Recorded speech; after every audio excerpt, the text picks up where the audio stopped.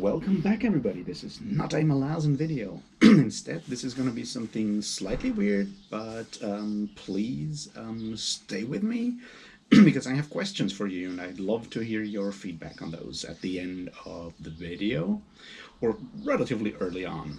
So this is going to be a video about my favorite fantasy series of all time, or at least the one that has, probably next to, say, Lord of the Rings, had the largest impact on me. That is Discworld by Terry Pratchett, which is not a series but something else, and a lot of other things. And in this video I want to explain why I think everyone should read it, how people should approach it or could approach it in different ways, and what makes it so unique. And my question is how ideally I or we as a community this feels weird to say, should move forward with it, because I plan to do like videos on every single one of those books and so forth, and I'd like to hear your feedback on all of that. Like, maybe should we do something like a full-on read-along? They're relatively short relatively short books, so that's something that, even though there's like 41 of those books, is not exactly a huge commitment. Also, since they're not like a series, you can just drop in and drop out for whichever you feel like. So there might be an idea to do like a read along. I mean, I've read the series, at least some of those books, more than 10 times at this point, and none less than 3 times. So yeah, that might be an idea.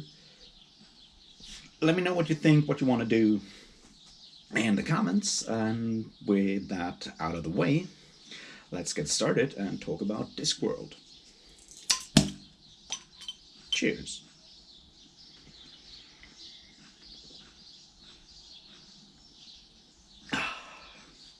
So Discworld has been around forever. Well, not forever, but like 30-40 years at this point. And recently some new people have picked it up and spoken about it, and well, as I said, it's something that I've read for many times. I've read parts of it in German, then in English again, then more and more and more, and like I tend to like usually read one Discworld novel per month, sort of. They're my comfort read, my bedtime read, because I know them so well at this point, but I never get tired of reading them. And I think people who are interested in like popular literature of the last like half century, people who are interested in fantasy of the last half century, yeah, but generally people who are interested in reading books should at least try one Terry Pratchett book in their lives to, you know what it's all about. But I feel it makes a lot of sense to read the entire, like, or at least large swaths of that like pile of books, and I want to explain a bit of that in a rambling way. But first of all, let's look at why I don't think it's a series. So I have a problem with the idea of a series. It's something that has crept into fantasy over time and has become one of those quasi-standards that can be harmful. It's like most fantasy stories nowadays are series, like a trilogy at minimum, possibly 10 books, 14 books. I don't even know how many, like, what's the longest like series in that area. It's like, I don't know, they're probably up in their 50s or whatever at this point. And now there's a problem there, like that you try to keep telling ongoing stories and so forth, and people expect things to, to be a series, so you read them in order, in like publication order. Sometimes you suddenly have prequels and shit like that, and you're like, oh, now I need to, like, should I read them in publication order or should I read them in like world timeline order or whatever? And I feel the idea of a series imposes certain expectations and obligations on readers that can build up pressure, that can keep people away from reading books. And while that makes a lot of sense within some series, it's like, don't read Malazan out of like the Malazan book of The Fallen out of order, except maybe switch book 2 and 3, because that's possible. And don't read Lord of the Rings out of order. Sure, but that doesn't apply to Discworld. Discworld is not a series. Discworld is a fictional world, and Terry Pratchett wrote 41 novels set in that world. And now, obviously, some of them take place in different times. There is something of a world timeline that you could sort of apply to it. Some of them feature the same characters. All of them feature one specific character that a lot of people love. And so you can establish like reading orders or like series of groups of novels that feature the same characters, and there obviously it kind of makes sense to read them in order, but not even there it's necessary to do that, because all of those are self-contained. There's no story that doesn't have a full-on ending, and if you want to drop out after that story, you can totally do that. There's maybe the possible exception of the first book, The Color of Magic. But even there, it's fully contained and makes a lot of sense even to end there. So I feel the idea of calling Discworld a series does it more harm than anything else. It's not a series. It's a huge pile of novels. Like as a data structure, it's more a heap than a list, I guess. And I'm fine with that. And I feel it's one of the things that makes it so accessible, and us talking about it as a series is doing it more harm than anything else. So there's that.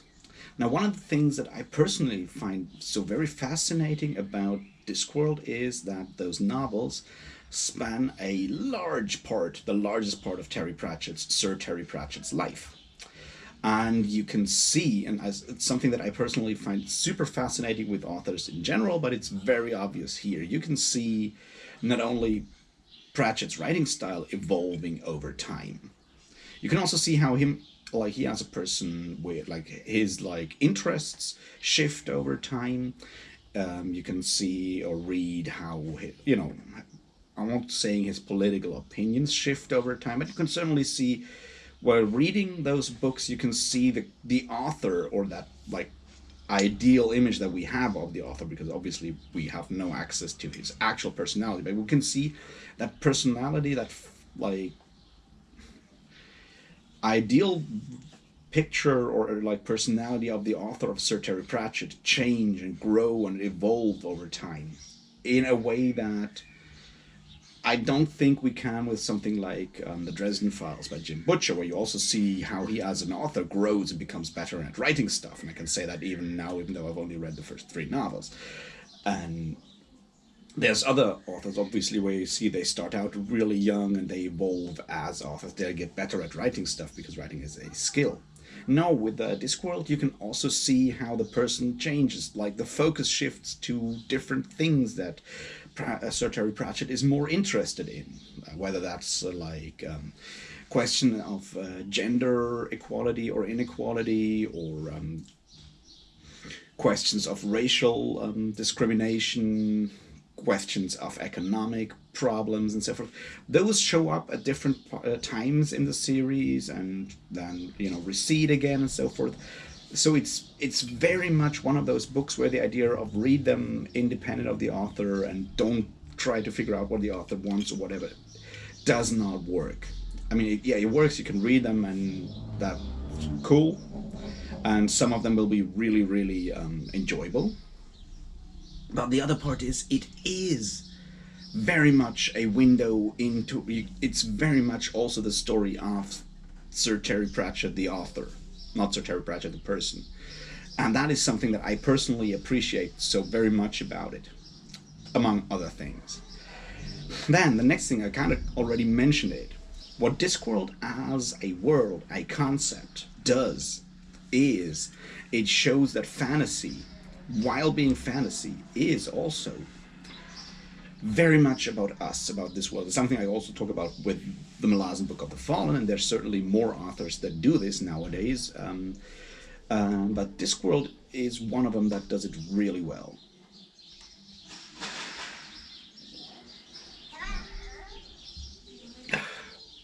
That being said, it obviously never really tries to not break the fourth wall, not make jokes about our world, because it's a humorous series most of the time. It never, goes and does the whole this is fantasy and there's a strict barrier between that fantasy world, that fictional world, and our world. No, that's totally not the case. And Terry Pratchett started doing that early on in his career.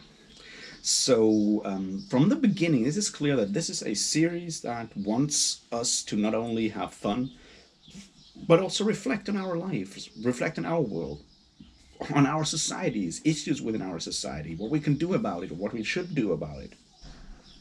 Which obviously, I want to say, blaze the trail for this kind of thing happening later on. But I mean, he even says that oftentimes when he's like the Discworld mirror of worlds. It's like, yeah, that's exactly what it is. Fantasy always mirrors our own experiences, but Pratchett puts this front and center in a lot of his stories, which I feel can help us read other fantasy books in a way once we get it like shown this openly, which is another reason why I very much appreciate Discworld and think it makes a lot of sense for each and everyone to who is interested in the more like fantastic side of writing or just popular fiction of the last 40 years or so to read at least one Discworld novel, because it's there.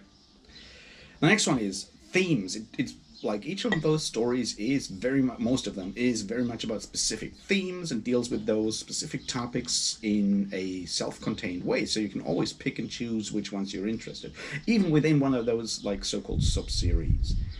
And that's another thing that I really, really appreciate about it. Because like you want to read a story that makes fun of, say, rock music, go read soul music. You want to read something that makes fun of the idiosyncrasies of, say, the movie industry, go read moving pictures.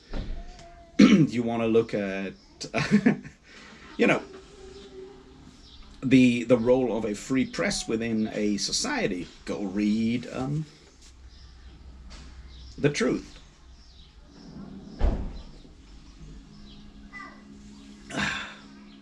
So yeah, all of these things take place within that whole world. So yeah, that's something. Next thing, language. Terry Pratchett is one of those authors who is extremely well at like using language. By which I mean his prose shifts from book to book. In a way, he's obviously a master at wordplay to a level that like almost everyone else can just like hope to reach. The level of these kind of allusions, terrible jokes, and so forth is incredible. And I feel it's like one of those things that we often like, groan at the kind of dad jokes and stuff like that. But really, to be able to make such jokes shows that you first of all need to love the language you're making those jokes in. It's very important. Like you love the language, you know your language, because if you don't, you cannot make that kind of joke. It's like the same thing with parodies. Like to be able to do good parody, you need to actually love and understand the subject of your parody. Otherwise, it doesn't work. Otherwise, it's just malicious, like tearing down. Which brings us to the next thing. Terry Pratchett obviously loves and parodies the fantasy genre. He's aware of its conventions, of his like weird oddities and so forth. Its cliches and all of that, and he can use those and twist those into ways that work for him, which is once again done on a level that a lot of other authors never really reach, because doing humor in fantasy or humor in general is pretty difficult, because humor is usually a very personal thing, that when it comes to what you find funny. But as someone who has read fantasy a lot, you will appreciate him, showing off all these like conventions that we've gotten so used to, the cliches. We make jokes about ourselves when we talk about fantasy. That's the kind of thing that you find in there all the time. So there's that, and that's great. What else?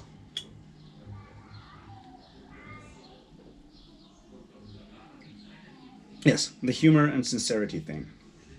Now, obviously, Discworld has the reputation of being full of absurdist humor or full of humor, and we often tend to denigrate humor in general. It's like, yeah, that's just comedy. But comedy is just a vehicle to bring across something, and almost every Discworld novel has a very serious point as well. Humor is just the vehicle that Terry Pratchett tends to use to bring things across. But there's gonna be, like, when you read any of those books, there's gonna be points in there where you just sit back, have to fight tears. Some of those books will make you cry. Some of those books will make you think, or some of those books will make you angry at the injustices of the world. Like most of them, most of them will actually. Reducing Discworld to they're just humor or just comedy is both unfair to the idea of humor and comedy in literature in general, and unfair to Terry Pratchett's writing, because those books are not just humor. Next thing that I find is incredibly important about this is, and we speak about that all the time when we talk about, say, Malazan, for example. But another thing is, when you read Discworld, Terry Pratchett is, as a writer, that the whole tone is always in favor of humanity, despite all its failings, all our failings as people. This is a very humanist series of books. This is very much a very humanist pile of books. It's very much about being on the side of the people that are in that book. Apart from, like, there's very few irredeemable villains in that store, in those books. There are some, but it's very much in favor of the people. It's a positive, in that way, a heartwarmingly positive kind of world, which I feel is important to have. The idea that we are on the side of humanity as a whole, which obviously also with Terry Pratchett and Discworld includes trolls and dwarves. Not so much elves, but trolls and dwarves and gnomes and all kinds of other beings. Like, we're in favor of people, in a way, which, as I said, I feel is important, especially nowadays. And yeah, Discworld does that.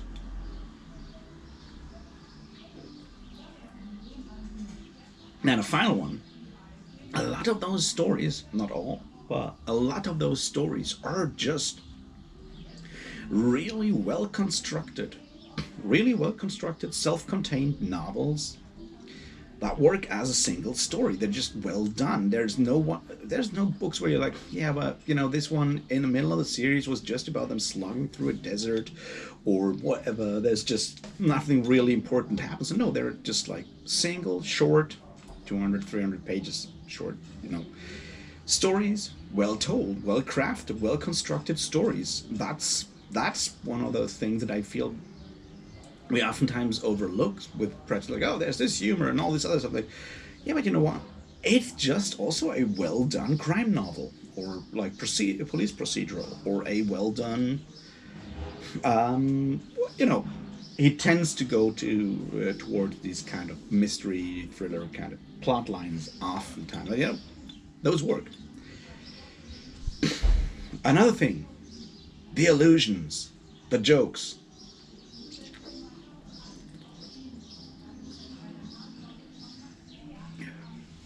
Discworld is full of them.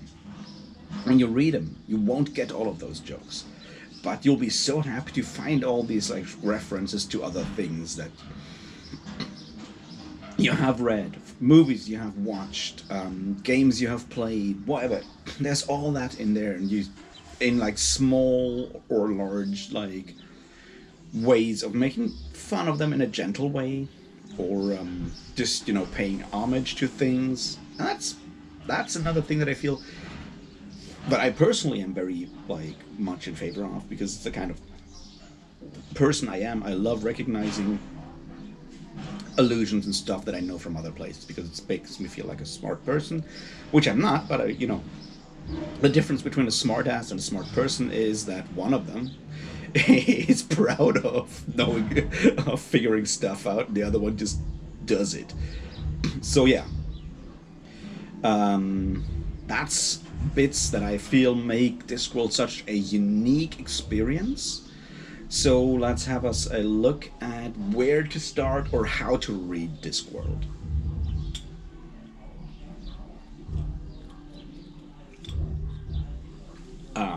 All right, how to read Discworld? Well, there's no like really correct way to read Discworld. As I said, it's not a series; it's a heap of books, and you can basically start wherever you want to start, whichever like theme or whatever intrigues you. You start with that.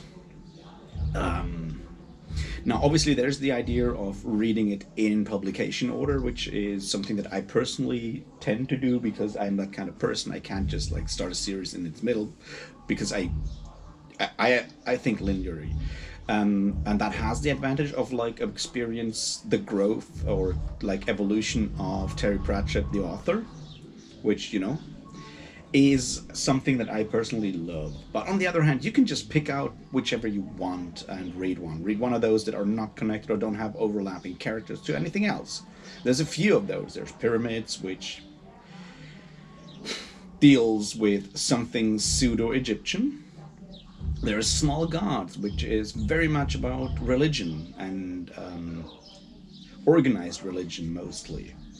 There is The Truth, which is about the establishing of a free press, the evolution of free press. There is all these, like, yeah, there's a bunch of those individual books that are not connected to anything else. Or you pick one set of characters and follow them. Like, I mean, there's the idea of following Death, but which doesn't really work that well because Death is the one character that shows up in each and every single story. But you can certainly follow his evolution as a main character if you want. You start with Mort and continue from there with Reaper Man, and then suddenly it's more about his granddaughter and stuff like that. There's that option, or the very favorite, like a lot of people call that one of their favorites, being Guards and the City Watch series. Or you follow the Wizards, which is mostly about Rincewind the Wizard at the beginning, but also about others. Or you follow the Witches, which has a lot to say about folklore, gender roles, and stuff like that. It's a great series. Now, one thing to have to understand is that, yes, as I said, like Terry Pratchett as an author evolves throughout the series, which makes some of the later books more accessible to modern readers. He also moves away from mostly parodying and or building his humor on the fantasy genre to picking up other objects of other themes outside that. That starts relatively early, around book 4 or 5. With Mort possibly, although Mort is still rather focused on the fantasy trope stuff. But that's one of the reasons why I guess something like Guards is so beloved by so many people, is because it's already like very distinct from early Terry Pratchett novels when it comes to its writing style, the way it plots, and the way it focuses with its humor and themes on things that are accessible to people who have not been reading fantasy for all their lives. And yeah, I kind of get that. Now, once we've spoken about all of these things, let me think.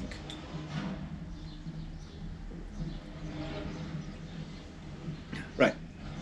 So I guess my first, like, when we come to like how to approach reading Terry Pratchett, like, pick one you like. Be aware of what you want out of the story.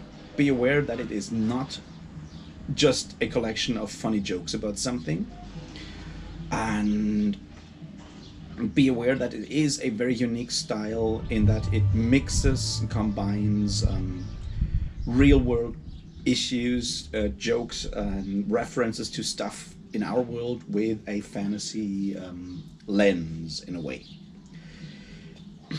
once you've understood all of these things, be open to it and be ready to, you know, read a book that will make you think and revalue your own judgments and stuff like that. All right, so final part of this.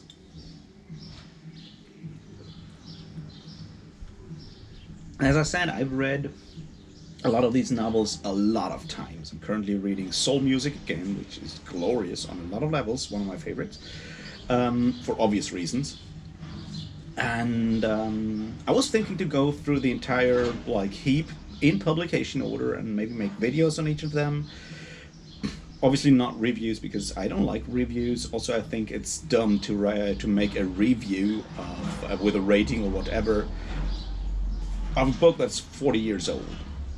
Like, that doesn't make any sense. There's so many people who have done that before.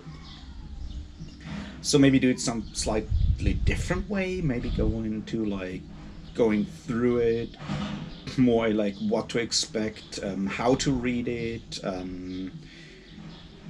throw out a few hints on stuff that, you know, that gets mentioned there, like stuff that gets referenced in a way there, like sort of like a, yeah, if you read this book and you don't get these and these jokes, maybe go read these books because they, or like watch this series or whatever, because that's sort of what will help you understand or appreciate it more than just the stuff that it already does. Obviously there's a lot of like material like on the internet at this point. Go to the L-Space archives for a lot of that as well, if you want to dig really deep. But I figure maybe that's an idea to do, is like more as a like, this is what you need to know, or this is what you should like look at when you're reading The Color of Magic or something like that. That would be one option to do it, I guess. And you know, just also obviously me rambling about stuff that I think about when I read those books, but you know, I want to make it like interesting for people that watch it. Now we could probably do this as some sort of read along, which I've never done before because I'm, you know, I'm not into this booktube thing. I don't understand that shit. We could do like some kind of read along. I guess I could ask Iskar Jarak to give us a channel for that on his server, which you all should join anyway. And on Discord, so we can discuss stuff, and then we can maybe do like a discussion or whatever about each book afterwards as a video, if that's something you're interested in. I don't know, let me know how you would like to tackle all of that, because once again, I don't think like making a straight up review of any of those books will be interesting at this point. Anyway, that's me rambling about Discworld for a couple of minutes. I'll be back later on when I'll talk about Malazan. So until then, cheers.